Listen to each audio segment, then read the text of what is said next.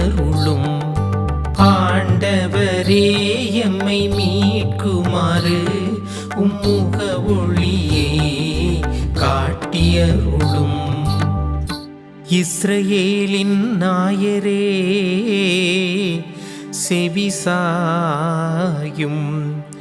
யோசேப்பை மந்தையன நடத்தி செல்கின்றவரே, கெருபுகளின் மீது வீற்றிருப்பவரே ஒளிந்திடும். எப்ராயிம் பென்யமின் மனாசேயின் முன்னிலையில் உமது ஆற்றலை கிளர்ந்தெழச் செய்து எம்மை மீட்க வாரும்.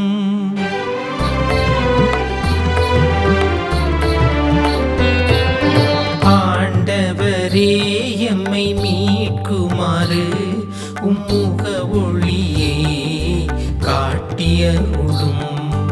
ஆண்டவரே எம்மை மீட்குமாறு உம்முக ஒளியே காட்டியருளும். படைகளின் கடவுளாம் ஆண்டவரே, மக்களின் வேண்டுதலுக்கு எதிராக எத்தனை நாள் நீர் சினம் கொண்டிருப்பீர்.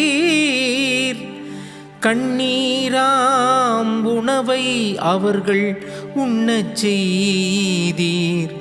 கண்ணீரை அவர்கள் பெருமளவு பருகச் செய்தீர். எங்கள் அண்டை நாட்டாருக்கு எங்களை சர்ச்சை பொருளாக்கினீர். எங்கள் எதிரிகள் எம்மை ஏளனம் செய்தார்கள்.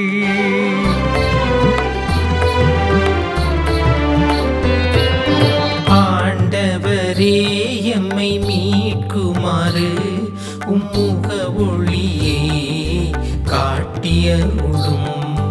ஆண்டவரே எம்மை மீட்குமாறு உம்முக ஒளியே காட்டியருளும். அங்கிங்கனாதபடி எங்கும் பிரகாசமாய் ஆனந்த பூர்த்தியாகி அருளோடு நிறைந்த பரம்பொருள் நம் இறைவன். அந்த இறைவனை அறிந்து கொள்ள, உணர்ந்து கொள்ள, அனுபவித்து பார்க்க நமக்கு கொடுக்கப்பட்டிருக்கிற இறை வார்த்தை திருப்பாடல் என்பது. இது ஆசாபின் பாடலாக இருக்கிறது. இந்த பாடல் எதை குறித்தான பாடல் என்றால், ஒரு புது வாழ்வுக்கான ஒரு பாடல். ஒரு தனி மனிதனுடைய புது வாழ்வு அல்ல, மாறாக ஒரு நாட்டினுடைய புது வாழ்வுக்கான பாடலாக இருக்கிறது.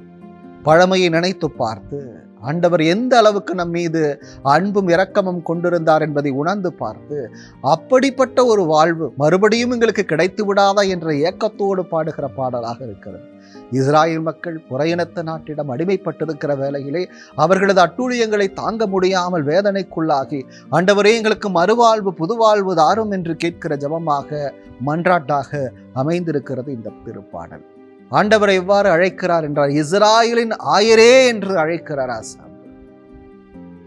ஆயர் எந்த அளவுக்கு தனது ஆடுகளின் மீது, மந்தையின் மீது அக்கறை கொண்டிருப்பார் என்பதை நாம் சொல்லித் தெரிய வேண்டிய அவசியம் இல்லை. அப்படிப்பட்ட ஆயன் என்ற வார்த்தையை பயன்படுத்தி, ஆண்டவரே நீர் எங்களுக்கெல்லாம் ஆயராக இருக்கிறீர், கண்காணித்து பராமரிக்கிறீர், எங்களுக்காக எதையும் செய்ய தயாராக இருக்கிற ஆண்டவராக இருக்கிறீர், நீர் எங்களது அன்பு ஆயர் என்று சொல்லி அழைத்து இந்த திருப்பாடல் துவங்குகிறது. இஸ்ராயலின் ஆண்டவரே நீரே எங்களுக்கு ஆயராக இருக்கிறீர், எங்களது வேண்டுகிறதுக்கு செவிசாயும். மேலுமாக நீர் யோசேப்பை எவ்வளவு நுணுக்கமாக பராமரித்து பாதுகாத்தீரோ அதுபோல எங்களையும் பாதுகாத்தவர். வேற்று தேசத்திலே அவன் எவ்வாறாக வேதனைக்குள்ளாக இருக்கிற போதெல்லாம் அவரை தாங்கினீரோ, அவரை உமது பிள்ளையாக பாவித்தீரோ, அதுபோல எங்களையும் பாவியும், எங்களோடு கூட இருந்து எங்களுக்கு துணை செய்யும் என்று வேண்டுகிற பாடலாக இருக்கிறது. அவரது பிள்ளைகளாகிய எப்ராயிம், மனாசே, மேலும் பென்யமின் இவர்களது குலங்கள் வழியாக எங்களை எந்த அளவுக்கு உயர்த்தினீரோ அதுபோலவே எங்களை மறுபடியும் உயர்த்தி பிடியும், புதுவாழ்வு தாரும், மறுவாழ்வு தாரும் என்று வேண்டுகிற பாடல். ஆண்டவரே, நாங்கள் புறையினத்து மக்களுக்கு அடிமைகளாக இருக்கிற போது நாங்கள் எந்த அளவுக்கு வேதனைக்குள்ளாக இருக்கிறோம் என்றால், அவர்களது ஏளனப் பொருளாக நாங்கள் மாறி போய்விட்டோம். அவர்களது சர்ச்சை பொருளாக மாறி போய்விட்டோம். எப்பொழுதெல்லாம் அவர்கள் எங்களை தாக்குவார்கள், எப்போதெல்லாம் அவர்கள் எங்களுக்கு எதிராக வருவார்கள் என்று பயந்து கொண்டிருக்கிற ஒரு சூழல் இருக்கிறது. இக்கட்டான, வேதனைக்குள்ளான, கலகம் நிறைந்த, உயிர் பயம் நிறைந்த ஒரு சூழலுக்குள்ளாக இருக்கிறோம். ஆகவே எங்களை காப்பாற்றும் ஆண்டவரே என்று சொல்லி வேண்டுகிற பாடலாக இந்த திருப்பாடல் அமைந்திருக்கிறது. எந்த அளவுக்கு கொடுமையான வேதனை என்றால், நாங்கள் எங்களது கண்ணீரை உணவாக பருகுகிறோம், அருந்துகிறோம், உண்ணுகிறோம். அந்த அளவுக்கு வேதனை. ஒவ்வொரு நாளும் கண்ணீர், ஒவ்வொரு நாளும் வேதனை.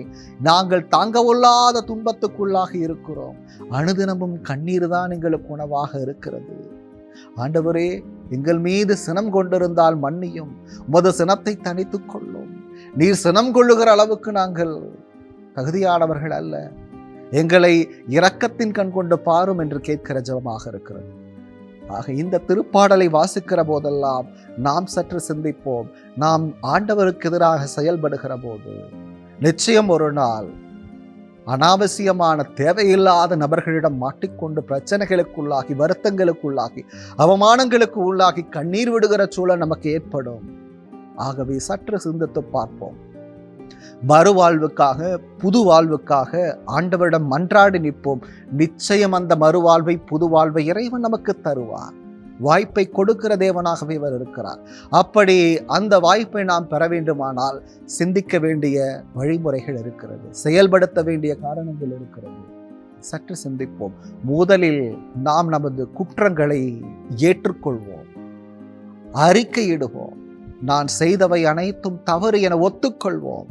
அதுவே நியாயமான காரியமாக இருக்கும். ஆண்டவரிடம் மறுபடியும் நம்மை சரணடைந்து விடுவோம். ஆண்டவரே, நான் செய்தது தவறு, நான் புரிந்தது குற்றம் என்று சொல்லி நம்மையே சமர்ப்பித்து விடுவது நியாயமாக இருக்கும். அப்போது ஆத்மார்த்தமாக நாம் அறிக்கையிடுகிற நமது பாவ அறிக்கையை இறைவன் கேட்ட பிறகாக, நாம் நமது குற்றங்களை ஒத்துக்கொண்ட பிறகாக நம்மை மன்னித்து புது வாழ்வு தர அவர் வாய்ப்பை அனுப்புவார், அழைப்பை கொடுப்பார். புது வாழ்வுக்கான அழைப்பு கிடைக்கிற போது நிச்சயம் நாம் பழைய மனிதருக்குரிய இயல்பை களைந்துவிட்டு புதிய மனிதருக்குரிய இயல்பை பெற்றுக்கொண்டு கிறிஸ்துவை போல இந்த உலகிலே நாம் வாழ வேண்டும். மறு கிறிஸ்துவாக மாறி வாழ வேண்டும். அப்போதுதான் இறைவனின் சித்தம் நிறைவேறும். இறைவனின் விருப்பப்படி வாழுகிற மக்களாக இந்த உலகிலே நாம் இருக்க முடியும். அப்படிப்பட்ட உன்னத வரத்தை வேண்டி இந்த திருப்பாடல் வழியாக நாம் இறைவனிடம் இறைஞ்சுவோம். அன்பு இறைவா, மறுவாழ்வு வேண்டும், புது வாழ்வு வேண்டும், மாற்றம் வேண்டும் என எதிர்பார்த்து காத்திருக்கிற ஒவ்வொருவரும் ஆற்றலோடு செயல்பட நீரே உதவி செய்வீராக. அன்பாண்டவரே, எங்களை மன்னித்து ஏற்றுக்கொள்வீராக, இரக்கம் காட்டுவீராக. அவமானங்கள், சோதனைகள், வருத்தங்களிலும் கவலைகளிலும் எங்களை விடுவிப்பீராக. உமது கிருபை எங்கள் மீது எந்நாளும் இருந்து எங்களை வழி நடத்துவதாக. அன்பு இறைவன் எங்களை நிறைவாய் ஆசீர்வதிப்பீராக. ஆமென்.